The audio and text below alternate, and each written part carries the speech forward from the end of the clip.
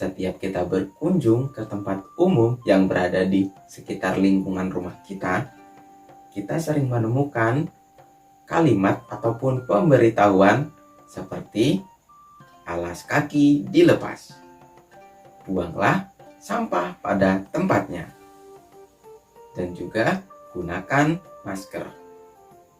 Nah, kalimat ini sering kita temukan loh berada di masjid, rumah sakit, sekolah, serta tempat umum lainnya. Nah, dari kalimat yang sering kita temukan ini merupakan sebuah kalimat pemberitahuan.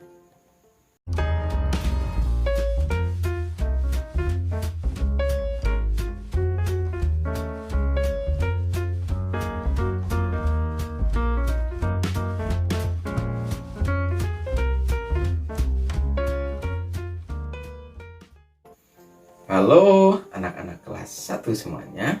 Bagaimana kabar kalian di rumah? Hari ini masih bersama dengan Ustadz Ali. Kita akan memasuki pembelajaran, yaitu terkait pembelajaran tematik, yang mana berkaitan dengan pembelajaran bahasa Indonesia dan sejarah kebudayaan dan budi pekerti. Akan tetapi, sebelum kita memasuki pembelajaran pada hari ini, terlebih dahulu kita berdoa agar pembelajaran pada hari ini selalu dimudahkan oleh Allah Subhanahu wa Ta'ala. Kalau begitu, kita mulai ya. Ista'id, siap, addu'a, ibda, sikap berdoa. Tangan diangkat, kepala ditundukkan. Bismillahirrahmanirrahim. Alhamdulillahi rabbil alamin. Ar-Rahmanir-Rahim. Maliki yaumiddin. Iyyaka na'budu wa iyyaka nasta'in. Ihdinas siratal mustaqim. Siratal ladzina an'amta 'alaihim ghairil maghdubi 'alaihim waladdallin. Amin. Rabbi sahli sadri wa yassirli amri wahlul 'uqdatam min lisani yafqahul qawli. Rabbi zidni ilma warzuqni fahma. Ya Allah, tambahkanlah ilmuku dan berikanlah kami pemahaman yang mudah. Amin ya rabbal alamin. Baik, anak soleh dan soleha semuanya, sebelum kita memasuki pembelajaran pada hari ini, Ustadz Ali ingin menyampaikan tujuan pembelajaran pada hari ini.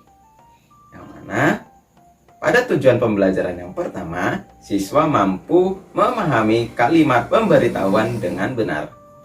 Siswa mampu mengidentifikasi kalimat pemberitahuan dengan benar. Selanjutnya, siswa mampu menuliskan kembali kalimat pemberitahuan dengan benar. Baik, ananda-ananda sekalian, apakah ananda-ananda tahu apa sih itu kalimat pemberitahuan?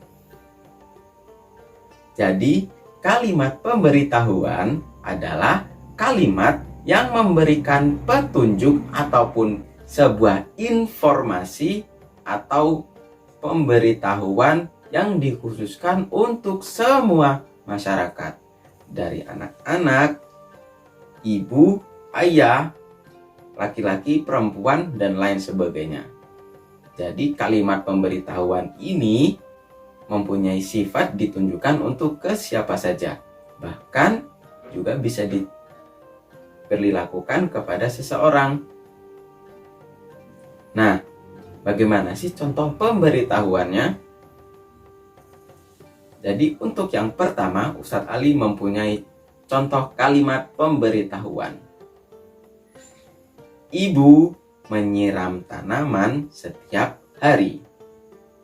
Nah, kalimat ini merupakan kalimat pemberitahuan yang menunjukkan ataupun memberitahu bahwasanya ibu sedang menyiram tanaman setiap hari. Nah, di contoh lain, buanglah sampah pada tempatnya. Nah, pada kalimat ini juga merupakan kalimat pemberitahuan yang mana kalimat ini memberikan informasi ataupun memberitahu terkait bagaimana anjuran untuk membuang sampah kepada tempatnya. Dan contoh lain juga, kemarin Ade membuat kalung dari bulu ayam. Nah, dari kalimat ini juga memberitahukan ataupun memberi informasi bahwasannya Ade telah membuat kalung dari bulu ayam. Jadi, ananda-ananda semuanya bisa dimengerti bagaimana kalimat pemberitahuan itu. Nah, setelah ananda-ananda mengetahui bahwasannya yang telah Ustadz Ali jelaskan terkait kalimat pemberitahuan, di sini Ustadz Ali ingin memberikan perbedaan antara kalimat pemberitahuan dan kalimat perintah. Ya, jika kalimat perintah yang dipelajari sebelumnya, bahwasanya kalimat perintah mempunyai tanda di akhir kalimat, yaitu tanda seru, yang mana tanda ini berbentuk seperti huruf I terbalik. Sedangkan untuk kalimat pemberitahuan, di akhir kalimat diakhiri dengan titik. Jadi dari kalimat ini ananda harus mengetahui perbedaan antara kalimat perintah dan kalimat pemberitahuan. Jadi sangat berbeda sekali ya antara keduanya, yang mana yang satu bahwasannya berbentuk kalimat perintah dan yang satunya lagi berbentuk kalimat pemberitahuan. Nah, tadi sudah Ustadz Ali beri contoh terkait kalimat pemberitahuan. Kita ingat kembali yuk.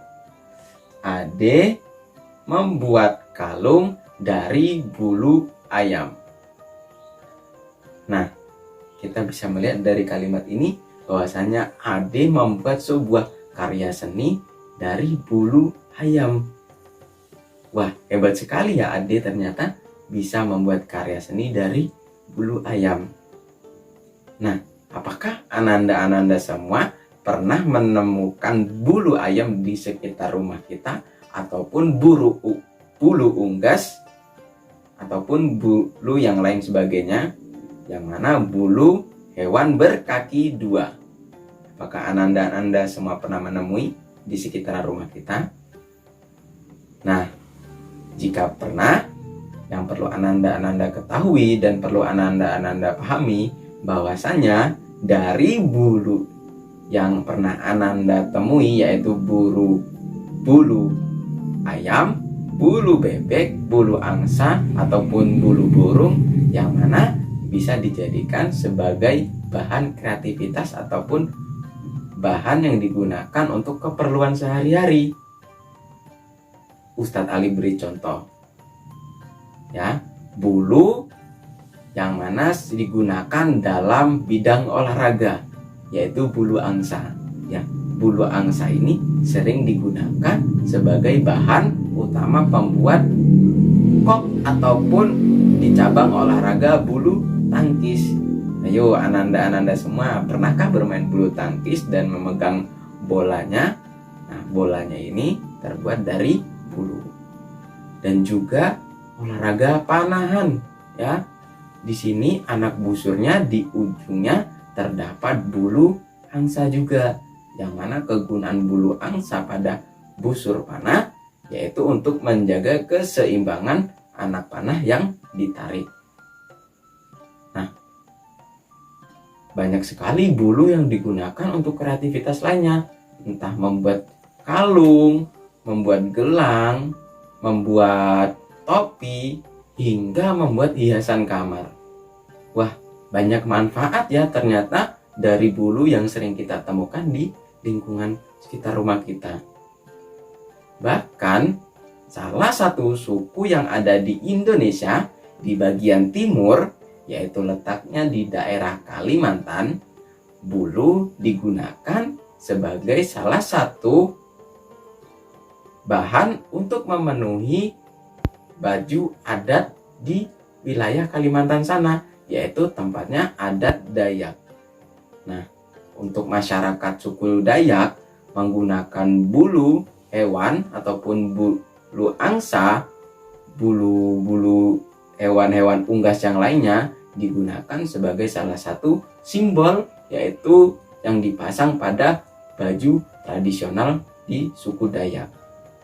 Wah, ternyata dari bulu yang sering kita temui ini banyak sekali manfaatnya. Dari bahan kreasi, hingga kegunaan di cabang olahraga, hingga bulu digunakan salah satu tradisi suku yang ada di Indonesia, yaitu suku Dayak, digunakan sebagai seragam tradisional ataupun pakaian adat. Jadi Ananda sudah mengerti bagaimanakah kegunaan bulu ini yang mana bisa diolah menjadi apapun. Jadi untuk pembelajaran hari ini Ustadz Ali cukupkan, yang mana telah kita pelajari bersama bagaimana pembuatan kalimat pemberitahuan serta mengenal bagaimana kegunaan bulu yang sering kita temukan di sekitar rumah kita, yaitu bulu angsa dan bulu unggas lainnya. Kalau begitu, untuk pembelajaran kali ini Ustadz Ali cukupkan. Semoga Ananda semuanya mengerti dan memahami yang apa Ustadz Ali sampaikan, dan semoga ilmunya selalu ditambah oleh Allah Subhanahu wa Ta'ala. Dan Ustadz Ali ingatkan, tetap patuhi protokol ketika di rumah, yaitu mengkonsumsi makanan sehat, berolahraga setiap hari, serta mengkonsumsi banyak air putih. Ya, jangan lupa berolahraga. Cukup sekian dan Ustadz Ali akhiri. Assalamualaikum warahmatullahi wabarakatuh.